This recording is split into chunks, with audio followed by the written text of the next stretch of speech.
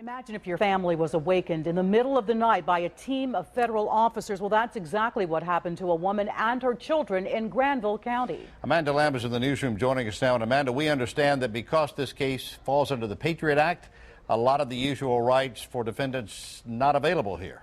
That's right, David. The Patriot Act was created after 9/11. It allows federal agents to investigate suspected cases of terrorism swiftly in order to better protect our country. But one Granville County mother says it gives the federal government too much leeway. Her son was taken into federal custody 2 months ago. She can't get him out, and she can't get any answers. 16-year-old Ashton Lundeby's bedroom is nothing if not patriotic. American flags everywhere. But according to the United States government, this 10th grader, who has never been in trouble with the law before, is now a suspected terrorist. I was terrified. There were guns, and I don't allow guns around my children.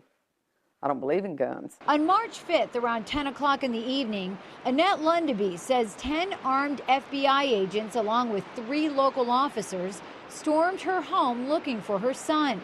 They handcuffed him and presented her with a search warrant. They said that he was being arrested for making numerous bomb threats. Annette Lundeby told the officers that someone stole her son's IP address and used it to make crank calls through the internet, making it look like the calls had originated from her home.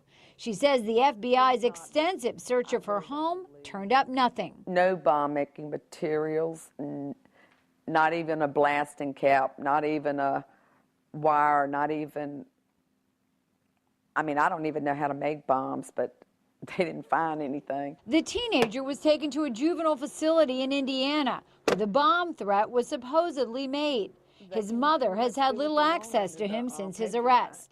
She says the Patriot Act stripped her son of his right to due process. And we have no rights under the Patriot Act to even defend them, because the Patriot Act supersedes, basically, is superseding the Constitution. There's nothing a matter of public record. All those normal rights are just suspended in the air. Dan Boyce is a former U.S. attorney. It's a new law, and I'm sure there were very, very good intentions. But Boyce believes the Patriot Act has gone too far in some cases, and Ashton Lundeby's may just be one of them. It very well could be a case of overreaction where an agent leapt to certain conclusions or has made certain assumptions about this individual and about how serious the threat really is. Because there is a gag order in the case, the U.S. attorney in Indiana told us he could not comment, nor could the FBI. The North Carolina Highway Patrol did confirm they assisted the FBI with its operation at the Lundeby home on March 5th. Never in my worst nightmare did I ever think that it would be my own government that I would have to protect my children from. This is the United States, and I feel like I live in a third world country now. Lundeby says this type of case is not what the Patriot Act was intended for. Boyce agrees. It was to protect the public, but what we need to do is make sure there are checks and balances to make sure those new laws are not abused. Know that they can come and take anyone in your family away, even your children. And they don't have to be guilty. Lundeby says her son is scheduled to have a hearing at the end of May, but she is not hopeful it will happen because the date has already been moved multiple times. And we will continue to follow this story. David? Amanda Lamb, thank you.